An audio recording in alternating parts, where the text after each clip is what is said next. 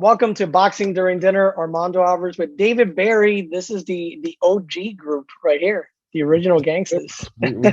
We try. Victor's doing more important things like getting ready for the Olympics. Working for Telemundo, he's going to be producing the boxing over there. So good luck to Victor. I'm sure we'll get him. He won't be 100% because it's Japan, so it's overnight. It's a lot of long hours, but I'm sure he could lend a few minutes to talk boxing, Let's hope. We'll find out how committed he is to the cause real soon. and he could give us all the insight on the Olympic boxing. Because I'll be watching, but he's been studying all the fighters and stuff with Rene Giraldo from Telemundo, and dude, it reminds me it's already been 9 years, David, since the 2012 games when Eric Morales was working for Telemundo and came on Boxing During Dinner. At Randazzo's in Coral Gables, and he was hilarious. I did not expect. I mean, I was always obviously a huge fan, and he was hysterical. We had such a good time. We had like this very casual, fun dinner with Eric Morales, and and it's one of those things that we went through it. We spoke to him. We had dinner with him. Maybe had a drink or two, and then afterward is like, holy crap! Did we just hang out with Eric Morales? Like, are you serious? And like normal in a weird way. It felt really normal. It was yeah. I mean, and I feel like for the most part, boxing is a sport that's it's unique in that sense. And I'm not trying to say that every athlete in other sport is a jerk, because that's not the case, right? But in boxing, like I feel like they're so much more accessible. They're like the Olympics prior to that, it was Israel Vasquez, and we become lifelong friends. And at the time, I was like, holy crap, this is Israel Vasquez, who just fought this crazy trilogy with Rafael Marquez, and here I am just hanging out with the guy. So yeah, I mean that's the cool part about the sport that we love. We get to meet some really cool guys. Yeah, it's for all of the things that boxing is not, it is the most accessible sport with its participants. And that includes people like Brad Jacobs, who's been a friend to the show and a friend to us for a really long time. Guys like Peter Kahn, even writers like Mike Coppinger, who, idly took a night with us and stuff like that too. Claudia Trejos. So we're lucky to be, enjoying what it is that we're doing. We're obviously not getting paid for it, but we're having fun. And that's why we're here. So we'll get paid soon enough. One day. But a lot always going on in the world of boxing. There's never a dull moment. Just like parenting. I mean, David and I off the recording for this, we were talking about our parenting. 4-year-olds falling on their butts, little babies not taking to the right formula. I mean, never a dull moment. And for those of you that are parents, you know that. And boxing is very much like having a kid. I feel there's never a dull moment. Starting with this weekend, one of the participants in the main event, Jermell Charlo, definitely not dull. Him and his brother Jermell, they like to talk. They come out dressed as lions. They're a fun bunch, and he's going for something historic. I mean, unifying in the 4-belt era, and we'll talk a little bit more about one of those belts in a second, because we need to talk about the WBA, my favorite. But in the 4-belt era, there's never been in the junior middleweight division a 4-belt champion. And he's fighting Castaño, who's definitely a very good fighter. David on Twitter the other day is picking Castaño, and I was like, man, I can't wait to talk about this on Boxing During Dinner. One of our friends, well, more David's friend, but I've gotten to form a friendship with him through the years. David Cordova from Rochester, un cubano from Rochester. So Patria Vida in Miami and in Rochester. Yep. But David Cordova was telling us, oh, bro, I love the show, but dude, you guys, I guess, you guys always agree on everything. And this time I disagree. I think Charlo is going to win the fight. I think he's a fantastic fighter. Out of the two Charlos, I think he's my my favorite. He has the skill, the boxing, the boxing skill, the punching power. And Castaño, I don't think he may do some damage. I think it's going to be a pretty close fight, but I do like Charlo by unanimous decision. But again, when you have four belts on the line and two champions, it should make for different opinions, because that's why you got these fights, why you got these big fights. No, it's a great point, and I'm glad that we disagree for the reasons that David had mentioned. Like we're in alignment, which maybe is a good thing. If you talk to even some of the best boxing minds, even they are really torn about this fight. I'm a huge fan of the work of Stephen Breadman Edwards. I read his mailbag on Boxing Scene every weekend. Yeah, he's excellent. He's been asked this question, a lot in the lead up to the fight, and even he feels like he leans Charlo, but barely enough to be, committal to it. The more I've thought about this fight, and let me first acknowledge, even though I'm picking against him, Jermell Charlo is exactly what you want in a champion. He went through it the hard way. He fought an up-and-coming contender in Erickson Lubin along the way, defending his title against him, and a guy who probably is the heir apparent to this division, and knocked him out in one round. Lost to Tony Harrison and came back and knocked him out in the rematch.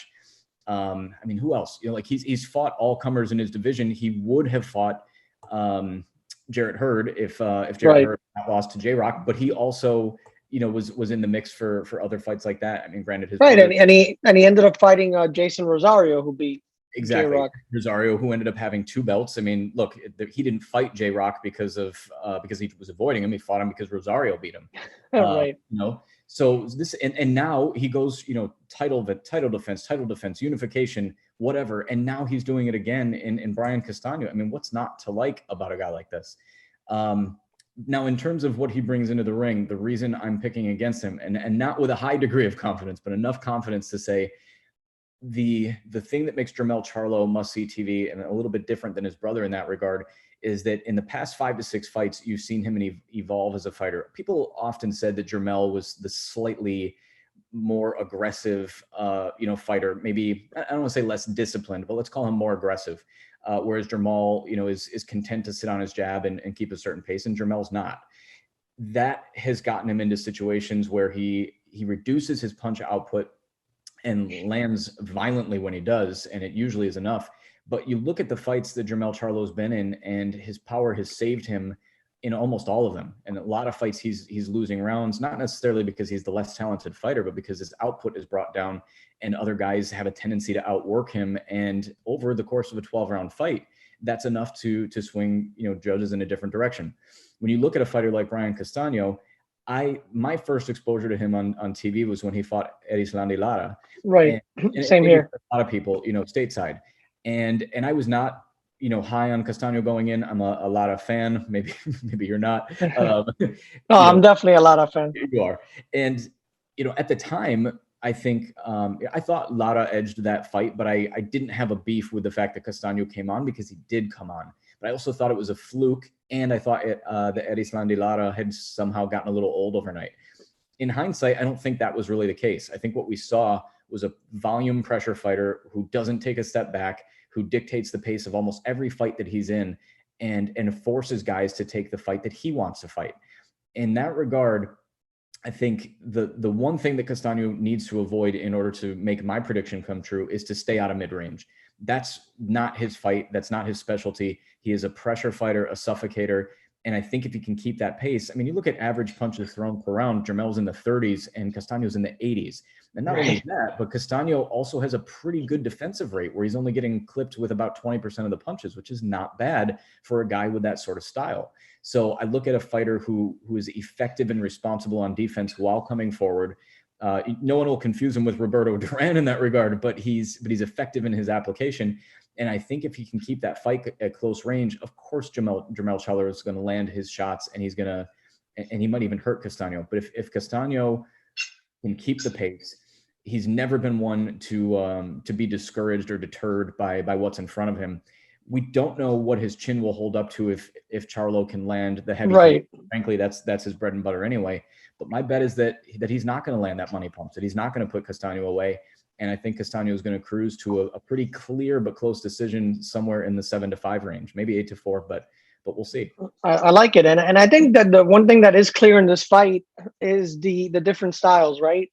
It's pretty obvious that in order to win, Castaño has to press the action. He needs to be on top of Jermell Charlo, while and I totally agree with what you said. Charlo needs to keep him at range, use a jab, and throw those violent right hands that he throws. He's one of the best in boxing. I like his mean streak. And I always say Crawford, I think, is the meanest when he wants to be. Jermell's up there too. And but one thing's for sure. The winner is going to be the unified champ. So just the thinking is, what's next? I would love, and I just finally caught on to watching, and this is something else, guys. When those of you that don't have kids, when you do have kids, you need to watch a lot of Ryan's toy review and Toy Story and Cars and all that. So I didn't come around to watching The Kings on Showtime till very recently, just a couple of weeks ago. But I loved it. I grew up watching Leonard and Duran and Hearns and Hagler. My dad was a huge Hagler fan. I was a big Leonard fan. And Pretty boy. and one thing from that era is that everybody fought everybody, and I liked how it didn't matter. Oh, you're jumping from division, so now you need to fight this guy and this guy. No, like, you were the king. So, like, if Leonard went up to junior middleweight and beat Kalule, I think you pronounce his name. Tommy Hearns went up and won a title against Martillo Roldan at middleweight. So they didn't have to. Duran, same thing. When he had a couple of whatever fights and then fought Iran Barkley and beat him. So what I would love to see is if Spence beats Pacquiao, which I think he will, or Crawford finally, if he breaks up with Top Rank and decides to go PBC, or if Top Rank is able to somehow negotiate the fight, I would love to see any of those two guys fight for the undisputed junior middleweight title against the winner of this fight. Yeah, I agree. Now, in terms of what we love about boxing and we hate about boxing. Actually, you know what? I want to see Amir Khan fight. Forget it. Amir Khan against Jermell Charlo or Castaño. 5 pound for pound Amir Khan, that one. Exactly. I love boxing because we can play hypothetical all day. And the reality of the situation is, if Top Rank keeps Bud Crawford at this point, I'd be blown away if they do. Then the most logical fight for them to make is Josh Taylor coming up and taking on Crawford for, at 47. The past two unified, or rather, right, 4 belt champions at 140 squaring off. I mean, Taylor has the size. That's a can't miss fight if Top Rank keeps Bud Crawford. If they don't and Bud Crawford jumps ship, then I think the more logical fight, I do agree. I love Manny Pacquiao. I don't think he's going to beat I almost spit his name out. I don't think he's going to beat Earl Spence. Frankly, I don't know if a prime Manny Pacquiao would have beat Earl Spence over 12 rounds, although I can't wait to see it. So let's assume that Spence wins that fight. The problem is perhaps that Spence has a great relationship with the Charlo brothers.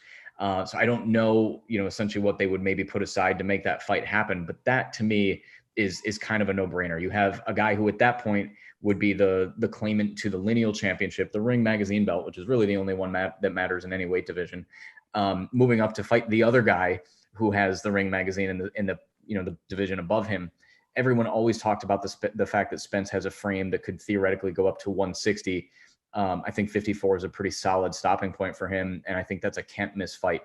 But in reality, I don't think we're going to get any of them. Right? No, and if you're right, he'd be fighting Brian Castaño and not Jermell Charlo. But yes. I do remember as a kid, Simon Brown fighting Maurice Blocker, and they were best friends, and they fought for unified belts at welterweight, and Simon Brown ended up beating Maurice Blocker. And I remember at one point, Brown knocks him down, and he kind of like hovers over him, like And I feel like Blocker just, I mean, I may be wrong, but to me, as a kid watching this, Blocker's face was like, dude, like one of those like, dude, I thought you were my boy. Like, why are you like hovering over me? But boxing is another cool, it's a cool sport also because these guys fight, they're hugging afterward. Yeah. So it's all good. And then, obviously, if these guys move up in weight, whether it be Charlo or Spence down the line because of his frame, obviously the top prize for everybody is Canelo. Even Jake Paul was talking about fighting Canelo. Crazy enough. He's the man. He's the man right now in boxing. So they mentioned that they asked Triple G if he'd be willing to fight. What's he gonna say? No, I don't want that fight. Of course he said he wanted the fight, but will that fight be made? No. I just think they need to negotiate with Caleb Plant and PBC. I'm sure PBC, obviously knowing Canelo's a cash cow, is going to try to get the most out of Canelo. Canelo's content right now calling his shots. He doesn't need PBC. He doesn't need Eddie Hearn. He doesn't, once you sign a fight, of course, the promotion and all that, I get that. But Canelo right now, he's in that Mayweather, that Mayweather status right now. He doesn't need sign a 4-fight contract for what? What? Yeah. And to clarify for those of you who are not picking up on the contextual clues, we're talking about the fact that the Caleb Plant fight Correct. is being, we're being teased with the fact that Triple G is an option for Canelo. Even Dimitri Bivol, they're talking Right. about him as well. Right. I still think he's going to fight Caleb Plant. I do too. Yeah, it's really smokescreen, and this happens all the time. When you're negotiating big fights, and frankly, granted, the general public is not really familiar with Caleb Plant, but this is a big fight.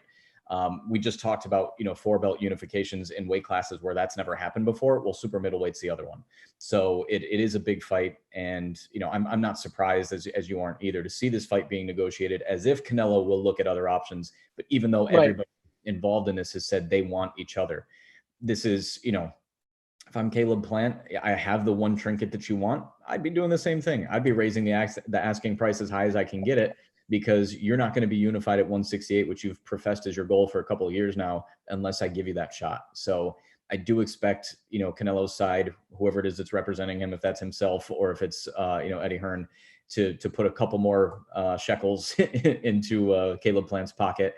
And I think that fight will get made, and Triple G will be left wherever the hell he is, not fighting anybody. And Dimitri, I think he's fighting Christmas against Ivan Drago. Yeah, he'll be fighting against Bruce Willis in the Nakatani Tower. Exactly.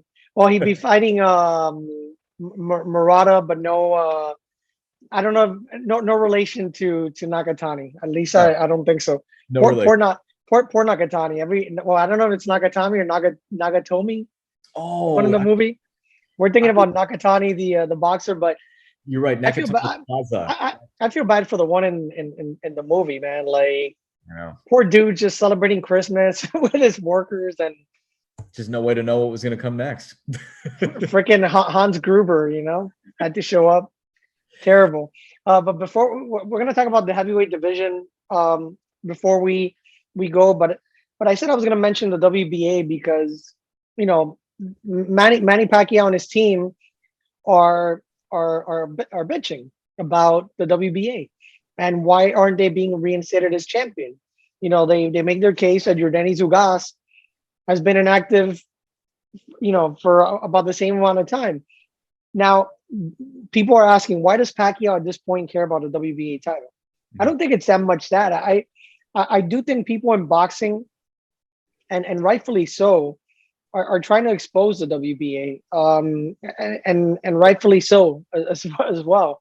The WBA with 3 champions per division. I remember when there was a champion that was injured or not fighting in recess or something, you had an interim belt, right? And then when the champion was fine, the interim champion would fight the real champion.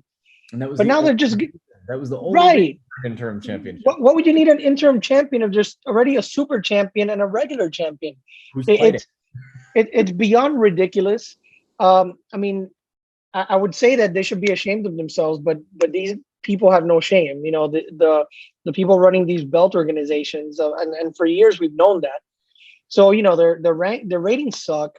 They have 3 belts. They don't let certain fighters be in their rankings. It's so ridiculous. But I know it's never going to happen because we've seen it, David. You know, we've seen, uh, you know, poor Joe Schmo fighter. You know, he moves up, he wins 18 fights. He fights for the WBA Intercontinental belt and wins it. And yes, I get it. A belt. I don't know if you guys have listening out there have held one of these belts. It's cool as F, dude. It is awesome. So if you're fighting and you win a belt, it's an awesome experience. I get the elation and all that, but nothing is going to change until the fighters, you know, say, you know what, this, like Riddick Bowe when he tossed the WBC belt. It would need to be something like that. I don't know if we'll ever get to that because of the same reason, and I can't blame the fighters for being happy of winning the WBA belt or any belt, but something's got to give at some point because it's hurting the sport. Yeah. I think I'm with you. I never like saying never, but this is one of those things I think is never going to go away. The only, you know, real, I guess, like force that could push it in that direction is if you're elite fighters who already are established, who have name recognition and are going to earn a paycheck with or without a belt. If those guys start to diminish the value of the belts, but continue to make the fights that we want to see, I think that will weaken the stranglehold that those organizations have on younger fighters who, to your point, if I'm an up and comer and no one knows who I am, then I want the Intercontinental belt because it's something, you know, it's a trinket to draw a little bit more appeal to my name. But if I'm Earl Spence, Manny Pacquiao, you know, Canelo Alvarez, and I'm saying I don't give a damn about these belts and I'm going to fight whoever I want, I don't care about the sanctioning bodies, like the best fighting the best, then I think that there will be the sanctioning body saying, whoa, okay, you know, like we need to reassess our value proposition to our fighters rather than just collecting 3% off of 5-6 championship belts in the same weight class. But I also don't see that happening either because, you know, when you're at the elite level of the sport, you can say that certain belts don't matter, but you know better. And there's that pride, and all fighters are very prideful. Canelo's still going for, you know, he says, I only want to fight belt holders. And we're seeing Charlo and Castaño. So yeah, it's not going to go away. And I don't, like I said, I don't blame the fighters because I know having all those belts around your shoulders and your waist, and it's cool. It's cool, you know.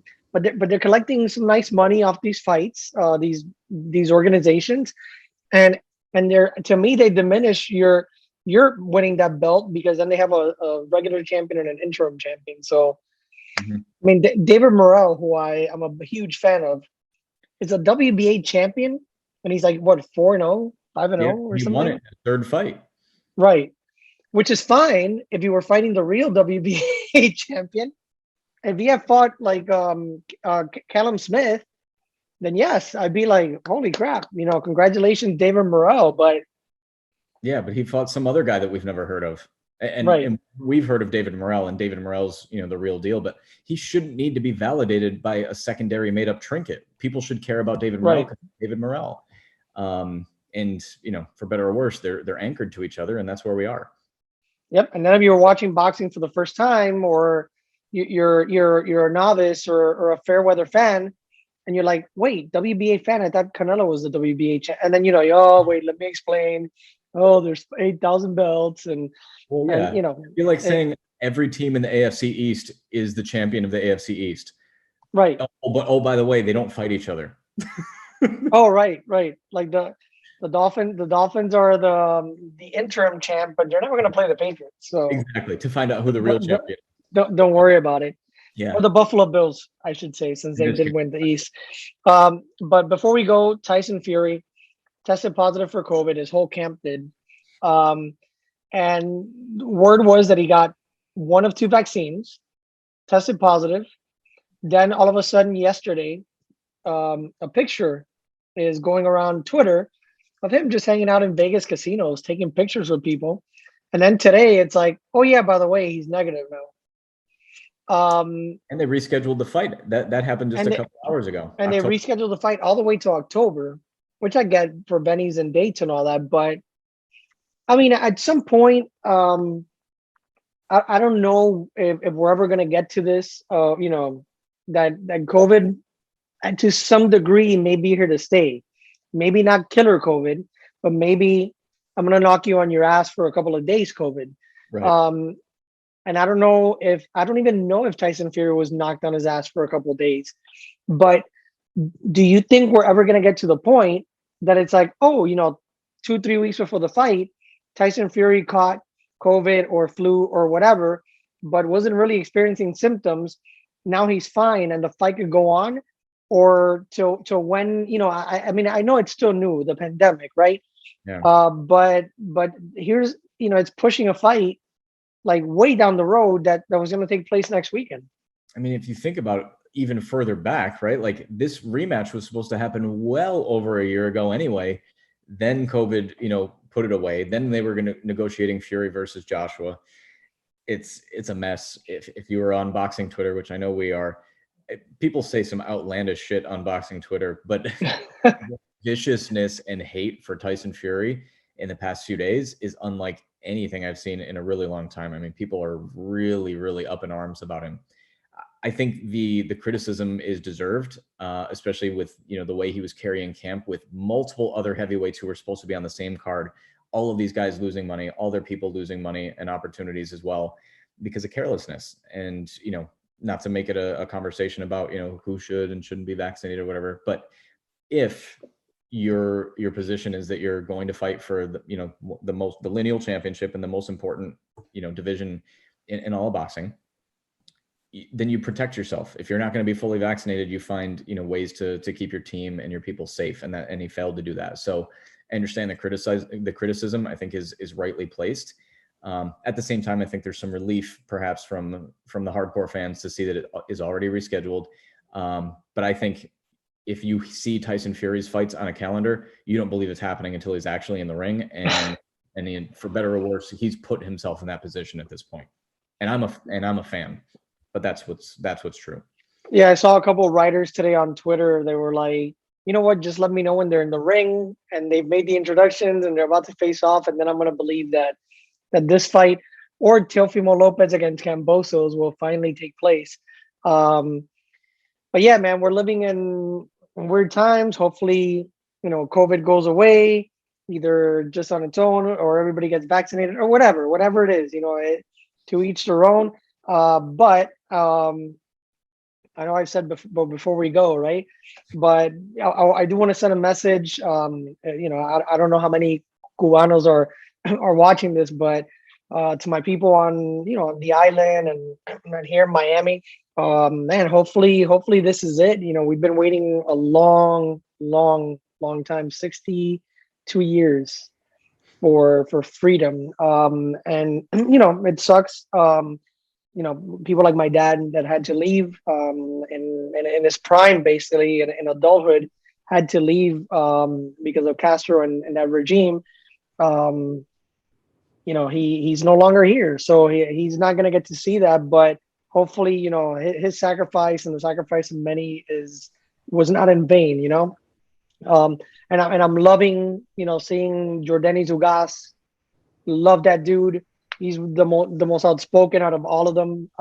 He's coming out strong. Jorobesi Ramirez, who I didn't know that the government made him take off the tattoo with the Olympic rings. I mean, that's what these people do. And not to get into, we're here to talk about boxing, right? And not to get into arguments. You can believe whatever you want to believe. If you want to say that this isn't black, or actually when my screen was off, right, I touched it. If this isn't black and that's green, you're wrong. But whatever, dude. To each their own, I guess. But yeah, that government over there is tyrannical. They're murderers. Anybody who holds them on a pedestal is a dickhead. Can I say dickhead on YouTube?